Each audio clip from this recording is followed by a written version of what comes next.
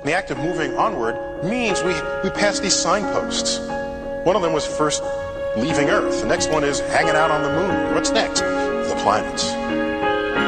Onward to the edge. We're moving onward to the edge. Here we are together. This fragile little world. This fragile little world. Onward to the edge. We're moving onward to the edge. Here we are together. Hello and welcome to another episode of Voices from L5 with me, your host, Liam Ginty. Today we have Kathleen Connell, former space executive at NASA Ames and professor of sustainability at San Diego University. Hey Kathleen, how you doing?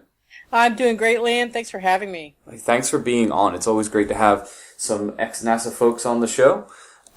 So Kathleen wrote a incredibly interesting paper that I found pretty recently on the democratization of space and the concept of a more empowered public, and how the public can maybe go about that sort of thing. And it was incredibly interesting. You wrote it about 8 years ago, you said.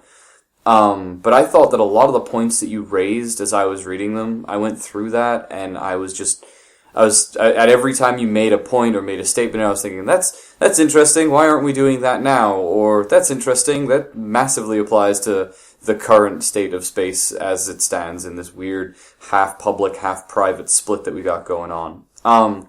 So, why don't you tell us a little bit about the background that you're coming from on that, and a little bit about the paper itself, and where you're doing right now as well? Well, I think, sure. I think the paper you're referring to is Deepening Democracy and Space Policy 2.0. It's still residing on the Space Review server, and thanks to them for publishing it a little while ago. I think my background, actually, prior to joining NASA Ames and working as a congressional advisor in Washington D.C., was really I was like Obama says. Although it's questionable to compare oneself to the president, but I was a community organizer.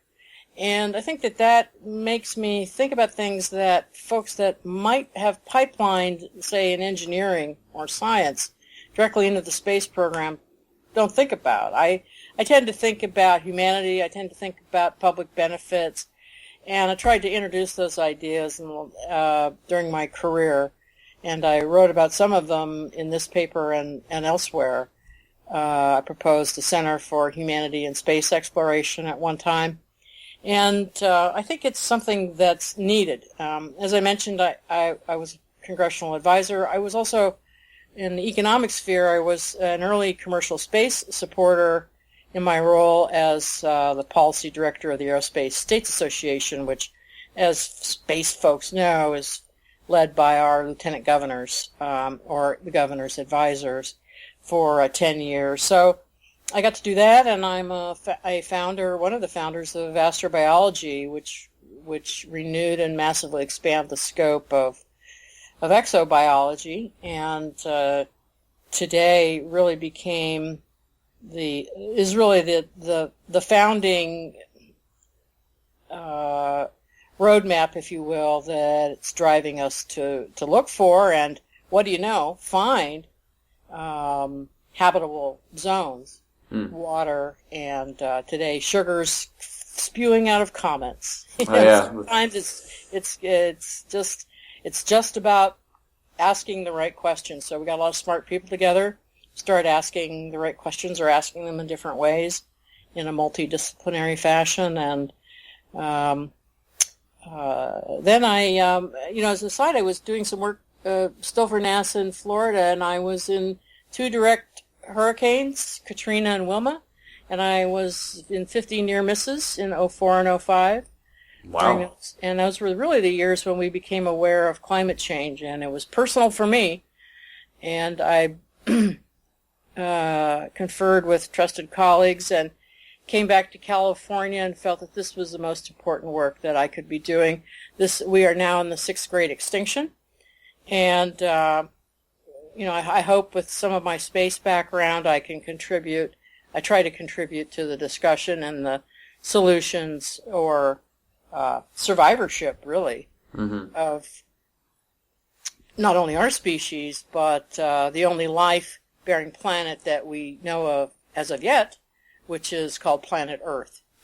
And so that's kind of where I'm coming from, Liam. I'm sure that covers some of the waterfront. Yeah, there you go. That's a little bit of history there. You bring up a good lot of stuff in there that I'd like to go back to a little bit. For right now, what I want to bring up, you mentioned it, but you mentioned your work in astrobiology. The asteroids that are spewing alcohol and sugars out right now. That is big news. What's your take on that as someone who essentially, co-founded some of this area of science? I mean, the search for life, like you said, is probably one of the biggest things that drives some of our exploration right now. It's definitely one of the things that the public latches onto the most. I mean, people love these stories of, life possibly found here, or signs of life here. And I mean, I think Mars, of all the stuff that's gone on there, the most the public has been excited about it is whenever they found something that indicates water. And now the biggest space news of the moment is we found an asteroid that's spewing alcohol and sugar. And, I just happened to see the story this morning, and really, to me, it's one of the most interesting pieces of news.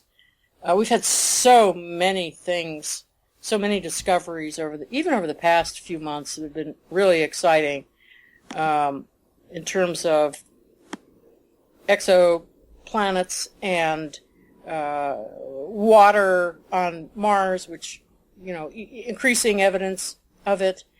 But then to find the very substance that carbon life forms, ourselves included, use to metabolize, to create energy in order to function, is being provided at will from a comet, to me is astounding. So everything's there. You've got the water, which we need, and you've got fuel, sugars. Which is also kind of important. So it kind of and this comet, I don't know what its trajectory is or its path, but, I assume that it's probably not the only comet doing this. And what it really suggests to me is the possibility, not the proof, but the possibility of the proliferation of life, carbon-based life, that we understand.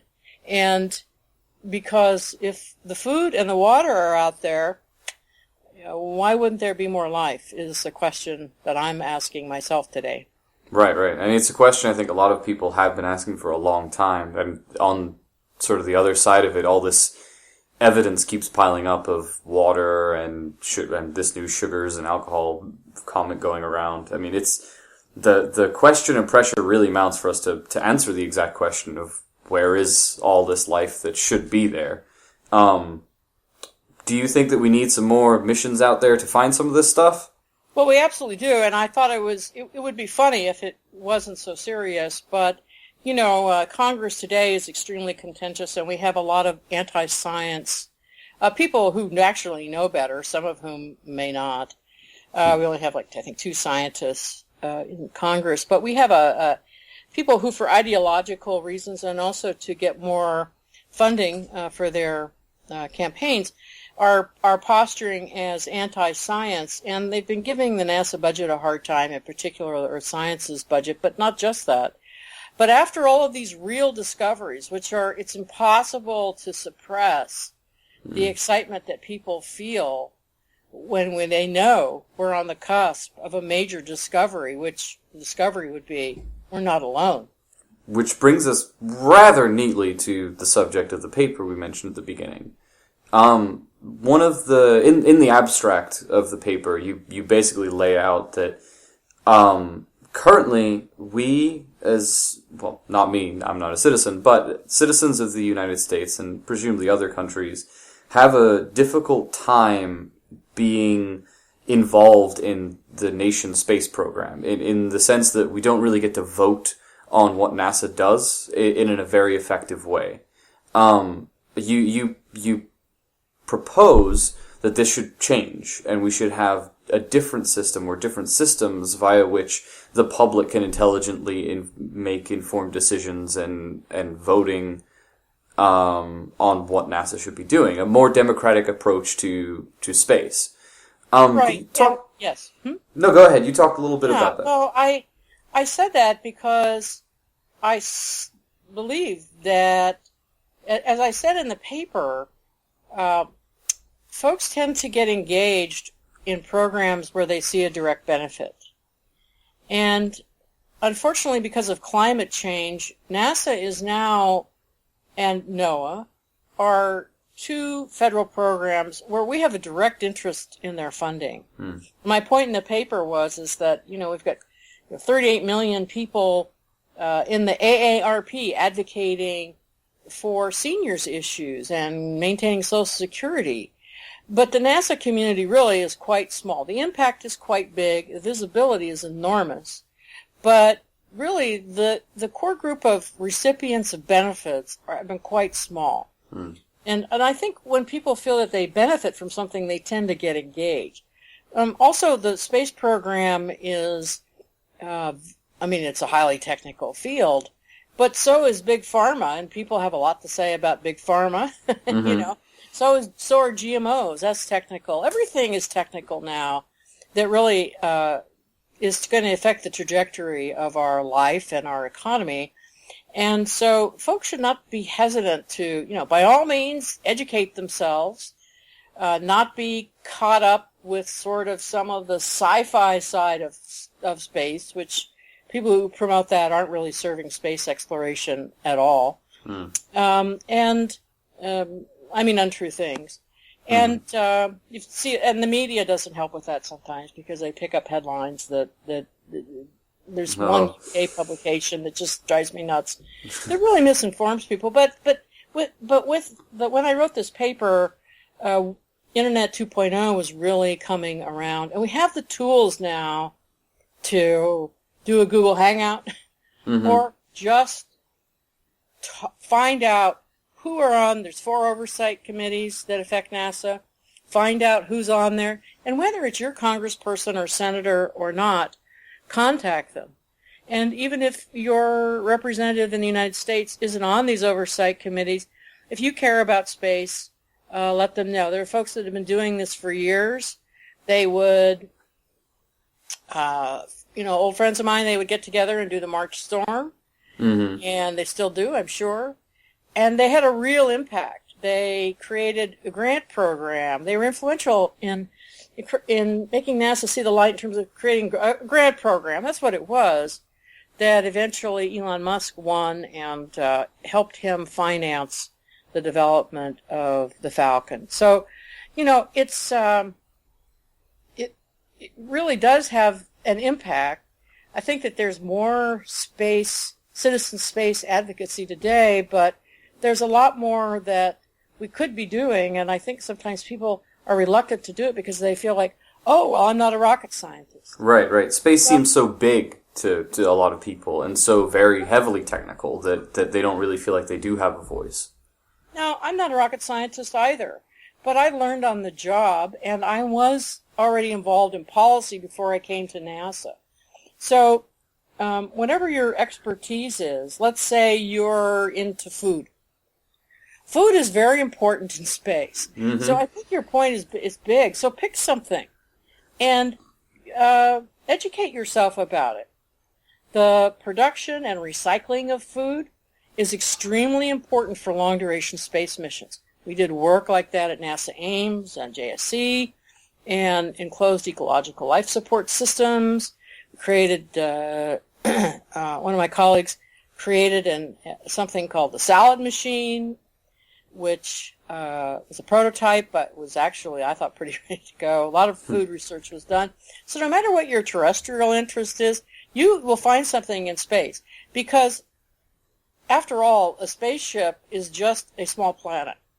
So it needs everything that you need it needs everything in long-duration flight, or for space settlement, for that matter, that we need on Earth. We're not going to go... And we'll get some benefits back from pushing the envelope on technology and research in the process of space missions. But people can become experts, civilian experts in different fields, and have an impact like the folks with the March Storm did on commercial space. And part of that is helped by one of the subjects you raised just now and also in the paper quite a lot, in the growth of the web now with the Web 2.0 that was just coming up around when you wrote the paper, and now with, our massively interlinked internet that we currently have, where it's easier than ever for someone not just to become an expert in a field, a citizen expert in a field, using all of the resources that are out there, but also to find ways to share those skills and that knowledge and use it in a way that's helpful to things like the space program, and also establish themselves as people who are able to influence the way how, well, not just NASA funding, but as you said, like in the March Storm and stuff, they are able to be involved in the process more and more. Right, and we see examples of this. I mean, I really, of course, I don't know him, but I adore Elon Musk. But I went to one of the first meetings in Silicon Valley, a bunch of aerospace engineers, very skeptical, went to a little panel that he was on. Mm-hmm. And here's this guy that creates software for a living. Mm. He got rich doing it, but we're like, a lot of people had the attitude then that he had no expertise. He was going to fail. And that attitude continued for a long, long time, but he didn't, because he has certain sensibilities and an incredible drive and work ethic that he's not only changing the face of space, but he's changing the face of energy, and rooftop solar, battery storage breakthroughs. He understands how to think about things and break them down to the fundamentals, I think he says, and then build them back up. And in space, one of the big problems with getting out of the gravity well called Earth's atmosphere is that it is simply really, really expensive. And his goal was to make it cheaper to use simple concepts which have been around a long time, reusability, and sort of break the contracting paradigm. I don't know if he succeeded at all of that. We're not really here to talk about the pros and cons of SpaceX, but I think he succeeded at a lot of it. And right now, as I said, we are in an extinction. Our critical need is we don't know if we're going to survive. This is not just me saying this. Mm-hmm. We are in a species extinction path, and us being the species of concern for this conversation. But 50% of the sea life species are extinct. So we're all living now with extreme weather, which is going to become even more so.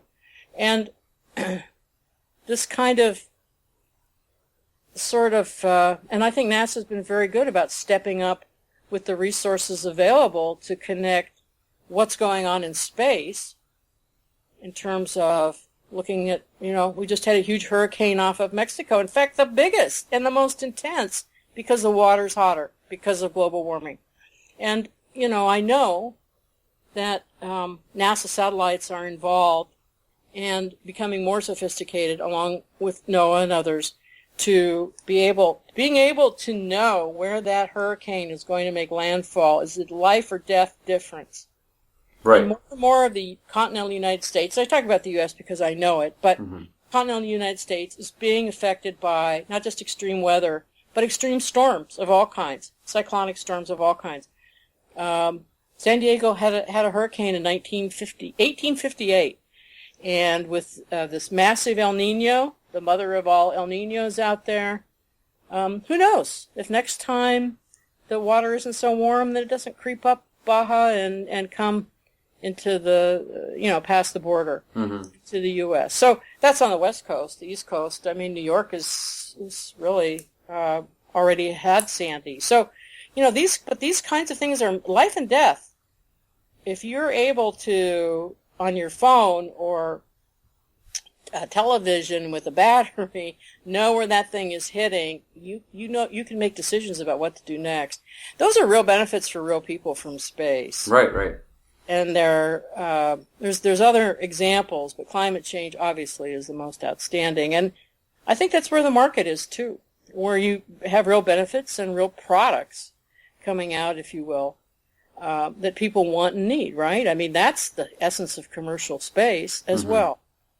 This brings me to one of the phrases you use in the paper often. You use the phrase space consumers, which I imagine 8 years ago seemed like almost futurist talk.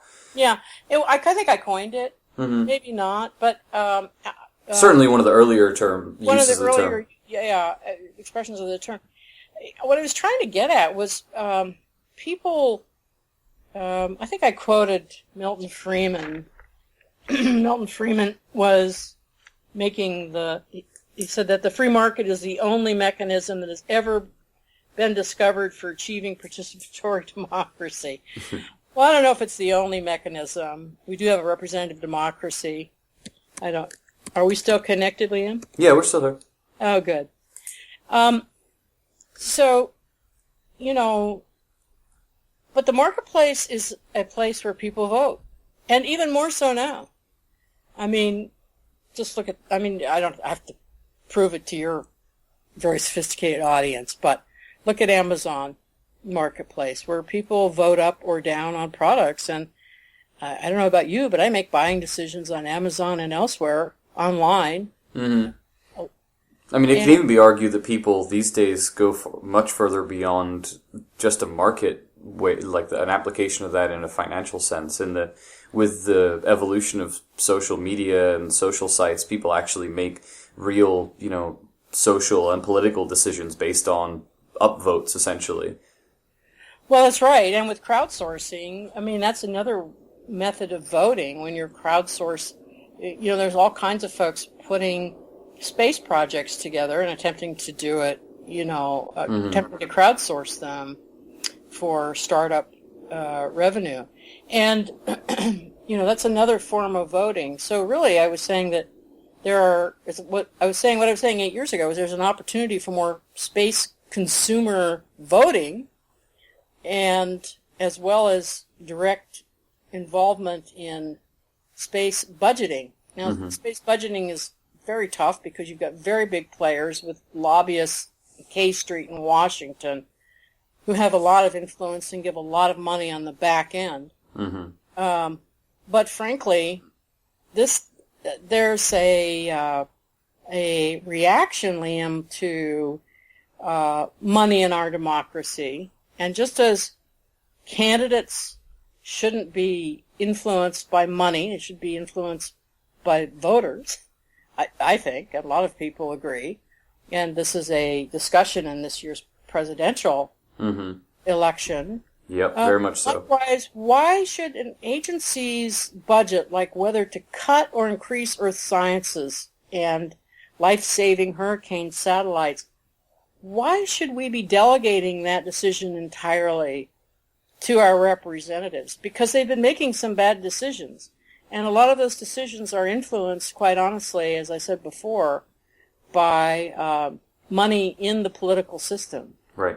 So there's a lot of change that needs to occur so that space consumers or space citizens and space supporters can get their voice heard, because right now they're costed out of the game. So, working on fixing campaign financing with an emphasis on space is a project that anyone out there who wants to take that on, I think that one's up for grabs, but it could be of real public benefit. It's interesting to me because it sounds to me like your viewpoint actually comes from two of what I usually see as opposite sides of this discussion. I usually see people putting either their entire faith in a public NASA option or their entire faith in the private sector. I hear a lot, NASA's useless, SpaceX is what's doing the real work, and I often hear the opposite, where people completely dismiss the private sector and hope for the public to come out of it, the little rut that it's in right now, and do incredible things.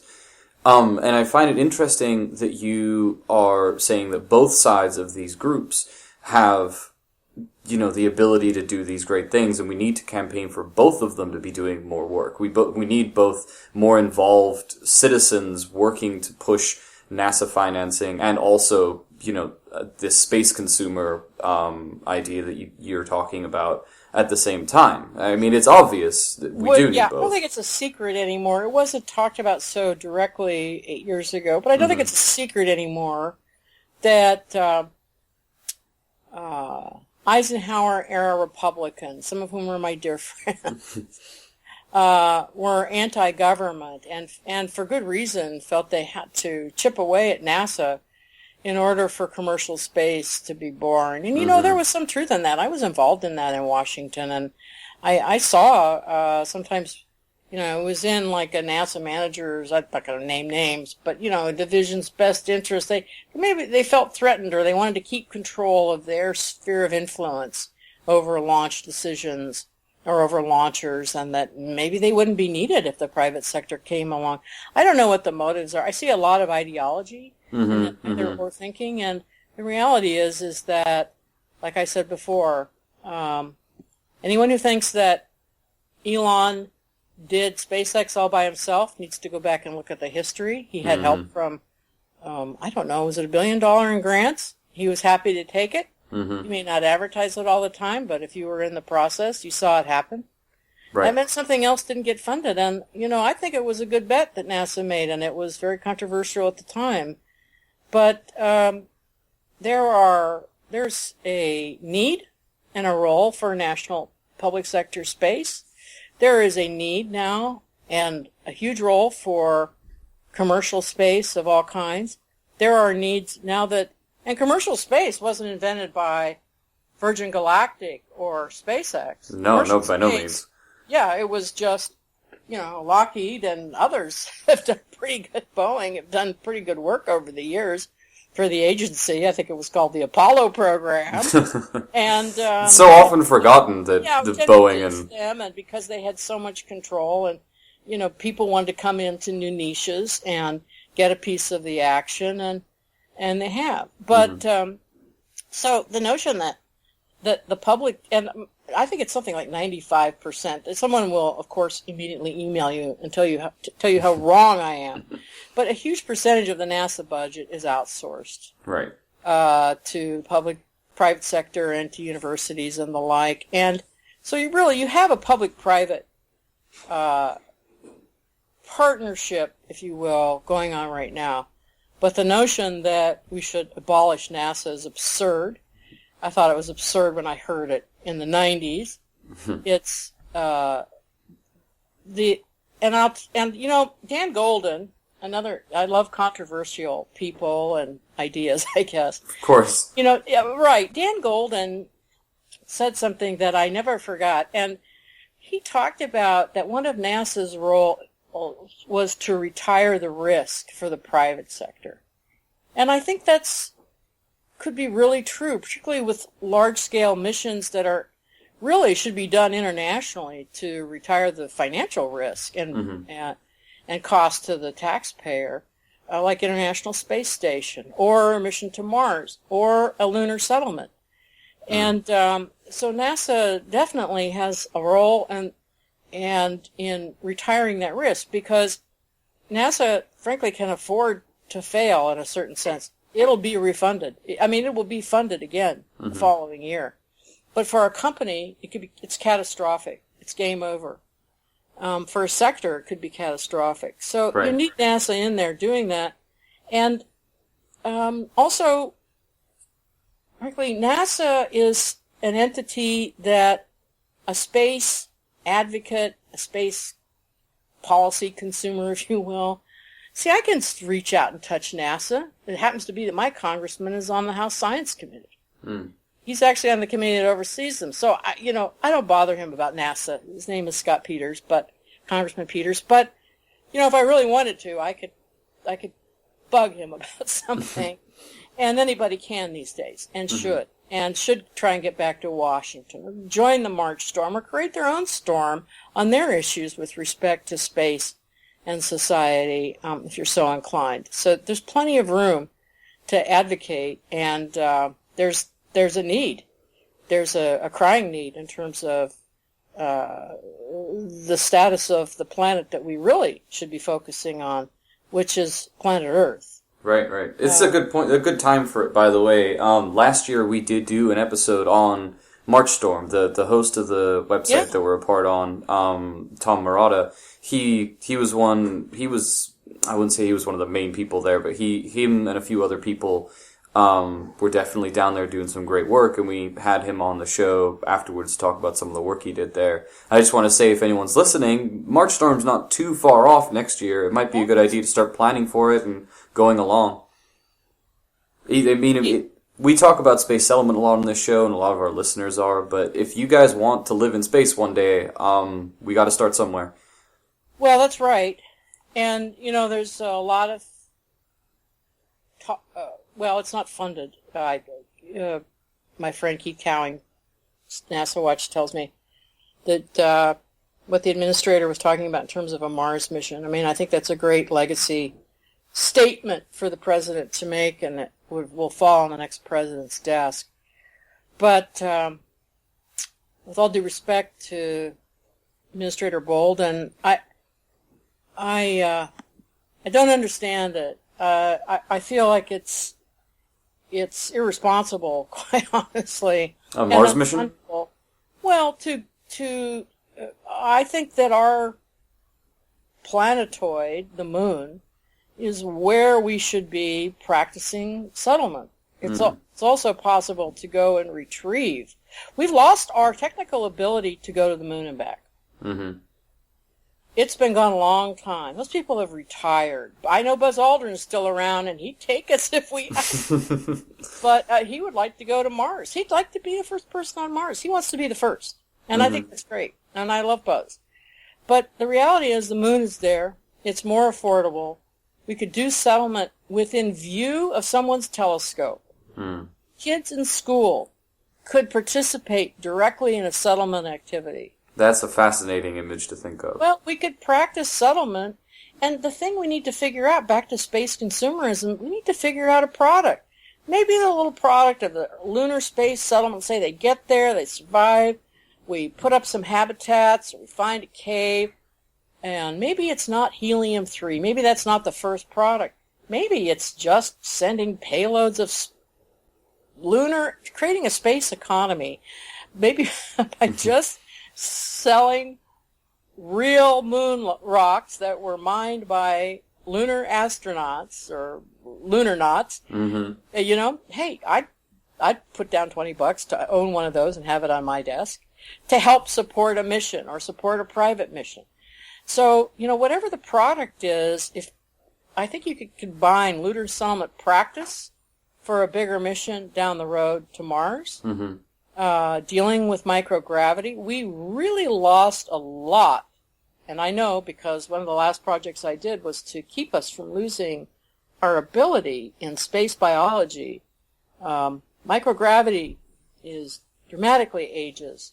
We understand what we understand from long-term exposure of humans on, year-long missions on International Space Station.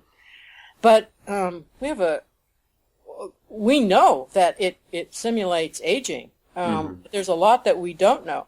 And I have astronaut friends who actually, at a congressional hearing that I arranged on this topic, bravely stood up and said, we're using astronauts as guinea pigs and acting like these problems don't exist, and they really do. So whatever the system is, the endocrine system, you name it, space personnel are at risk. We need to learn how to mitigate those risks. Maybe it's with centrifuge, just pedaling a bike isn't going to do it. So all of these issues, from human health to exploration habitats to closed-loop life support systems to figuring out, just doing the first little space economy exchange, if you will, with Earth, could all be done more effectively, quicker, cheaply, and in a public-private partnership and with international partners on the moon. That's my opinion. I'm sticking with it. So we don't often hear, or I don't think even we see often, the idea of using certain space missions as practice for future space missions. I think people assume that space is always has to be this big, voyage missions one after another, where if we went to Mars, hypothetically, in the next 10 years, we'd have to go somewhere bigger and better next time. And I think that's kind of dangerous thinking for a lot of the reasons that you're raising, in that we don't really have a lot of the answers to the questions we need to answer to go to Mars. Never mind living in space or living, making it there. Yeah. Exactly. And I mean, we don't even have a lot of the questions we need to ask to make it there, I don't think. We don't have enough experience in long-term human existence in space. And some of that falls down to the fact that, like you said, we kind of abandoned a lot of the knowledge and information that we had previous to this during the stuff that was built up during the Apollo period. And we really do need to reacquire some of that and build on it again before I think we can really hope to make successful Mars missions and successful settlements. That's my opinion. Mm-hmm. I agree with you, Liam. So, before we finish up here, I want to bring up a topic that we haven't discussed a lot, and I didn't read a great deal about from you, but you mentioned it in an email or so, and I think that there's a very interesting lead-in. Tell me a little bit about what you call Planet B. Well, Planet B is a concept that we've seen bandied about as people talk about going to Mars or other habitable planets as a lifeboat, because frankly, we're destroying this biosphere without question. We're over 400 parts per million in CO2 and other noxious gases, which are increasing the warming of the planet and killing off the biosphere that we are accustomed to and ourselves. So, I just wanted to comment that in the environmental community, which probably represents a lot more people than the space community have in their corner, the notion of Planet B is extremely offensive, and really it's quite, I'm not saying that folks shouldn't explore, but the notion, one, that if you have the ability to terraform Mars, then why aren't you doing it right here on Earth, where you could probably make money doing it? Mm-hmm. The notion that we're going to support you to, quote, save us by going and doing terraforming, which is a technology that is not mature in any sense of the word, and save humanity is, fine. The idea of caching the genome is not new. Mm-hmm. We could probably do that on Earth, and probably will, just like we have seed caches. Unfortunately, in areas that are probably melting right now. And so I think that there will be a massive reaction that will not be good when folks start. I've already seen it in the environmental community, and I understand it and I agree with it, that you're not, that you're going to save humanity. Well, actually, what you're probably going to save is a few. Let's assume you make it, because I would never underestimate Elon Musk's ability after what we've seen with Falcon. But actually, that's a very quick trip to space station and back, relatively speaking. Going to Mars even the moon, is a much more complex undertaking. And returning, I might add. Mm-hmm. So maybe you get the idea of going yourself and or some other sort of, I'm not saying this is Elon's case, but ego trip. Mm-hmm. But you're not saving anyone, because 99.999% of us aren't going. Neither are the animals that coexist with us. Neither are the plants. Neither are this beautiful thing called the pale blue dot, as Carl Sagan called it. Won't be worth coming back to if we abandon it now and start putting resources into lifeboat.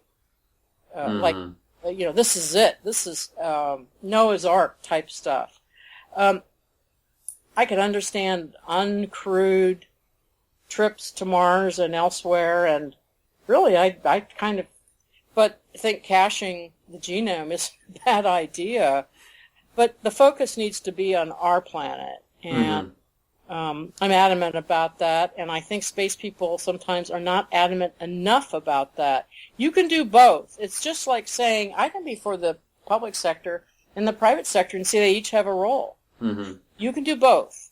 You can go to space, but in order for you to really get permission and our support to do that, because people on Earth do have a say, because you say you can't just launch if you feel like it, unless maybe you can go to some terrain and some far-off place and get a launch permit, and companies have done that. But ultimately, the real honorable thing to do is to be taking all that ability and working on Earth problems as well. And that takes a little more creativity to think about how to solve both problems. But I think if you're not addressing climate change in your work, somehow in your space exploration work, and you start talking about saving us by going to Mars, I don't think you're going to see a lot of support. I think you'll see a lot of people, just as SpaceX got grants, as I pointed out, thanks to the work of the March Storm to help finance LEO flights. I don't think you'll see that kind of support from government, certainly. I think you'd see a massive reaction of environmentalists. We're seeing millions of people marching around the world right now for better climate action policies than the one we have, to end carbon extraction.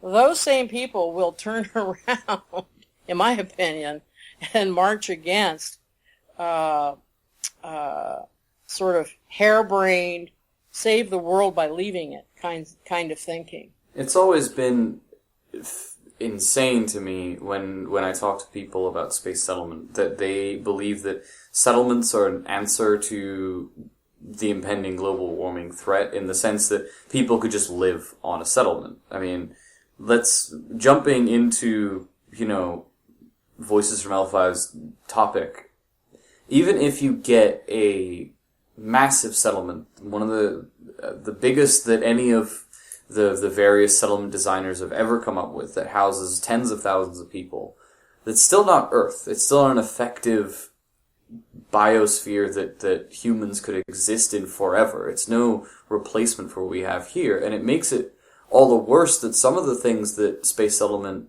and space industry can do to help the global warming crisis, things like solar shields and space solar, are often ignored in preference for other things that I don't really think, need that much of a focus on it just yet. And I totally agree with your statement that we can go to Mars and we can send people and settle them, lunar bases and settle space and do all sorts of things. But we also need to focus on our here. You're never going to get all 7 billion people off of the planet. And even if you did, you're going to take away something that's inherently human by doing so. Well, as I said, we haven't found the Earth twin. And Earth has been at creating itself, so to speak, for billions of years. And so to just winsomely focus on space settlement, that being said, I think space settlement, a lunar settlement in particular, that is priced right, could create technologies, because we're going to need to harden our habitats here. Frankly, we don't really need to go to space to do that, I'll be honest with you. We have solar, rooftop solar. We have storage, thanks to Elon and others. We're about to we're going into a new era.